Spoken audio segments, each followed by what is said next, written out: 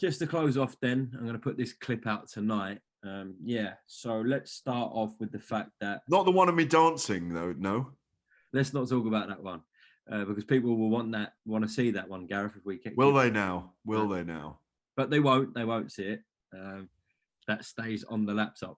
Gareth, yeah, so let's start with the fact that Floyd Mayweather Jr. v Logan Paul is on pay-per-view. Thoughts on that?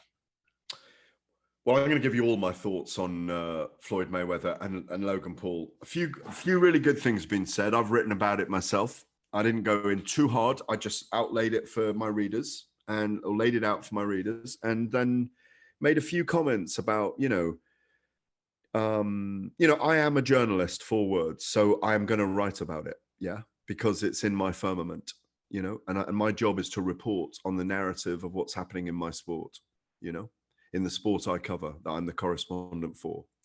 So ignoring it is nonsense, for a start. I will be watching it later tonight. Really?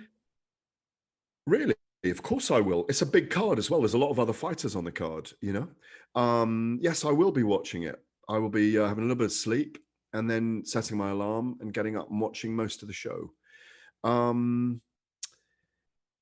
2 really good things, interesting things have been said for me. Ricky Hatton said that, and obviously he fought Floyd Mayweather. Ricky Hatton said, and it was widely reported, he wrote an article in one of the newspapers this weekend, and it was widely reported that he feels that Floyd has kind of let the sport down by doing this, But if Ricky was offered 62 million to fight Logan Paul, is he going to say no? You'll have to ask him, but I suppose not many people would say no. Tell me one person that's going to say no. I don't know any, but you'll have to ask Ricky. I can't answer Ricky. Someone that boxes, for example, and is really good at boxing, are they really going to say no? No. Exactly. And the second thing that's even more poignant was made by a point was made by Tony Bellew, in which he said one of these guys could get killed.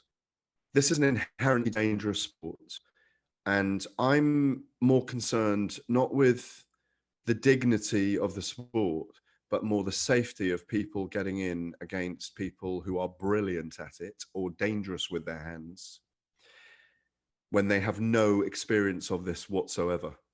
And I think that is a really, really good point. You know how a lot of people have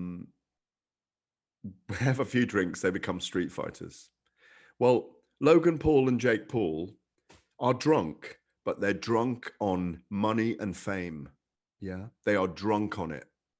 So in the theater of fighting, people will come. You shout, fight, fight, fight somewhere in a playground. What do? You go over there, don't you?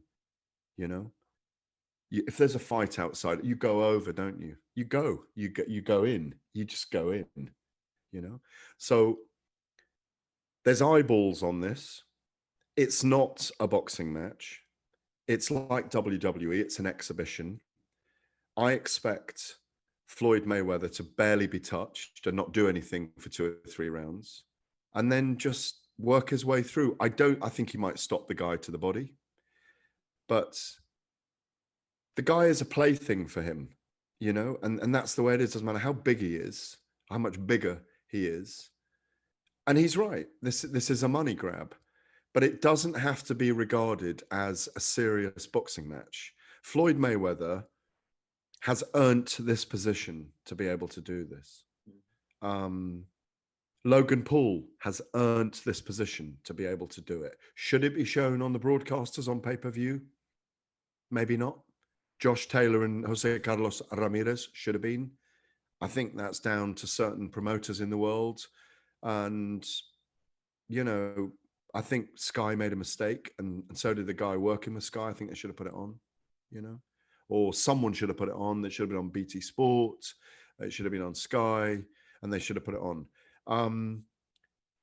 This kind of freak show, Umar, to not go on too much, has gone on forever. There's loads of these kind of things that have happened in history, So this is just what the digital revolution has brought to boxing in terms of its evolution right now. But as soon as, if one of these guys, not as soon as, if one of these guys doing this was seriously brain damaged in one of these fights, or even, God forbid, you know, passed away, then we would really, really have to have a look at it. And I think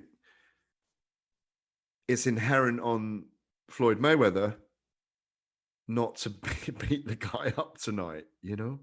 But I think he'll give us a show.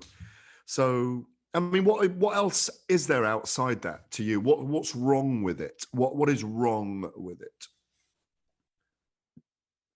I guess people could argue the fact that this is getting broadcasted, and as you said, fights like Taylor Ramirez, even Frampton Herring was picked up on Channel 5 on Fight. True.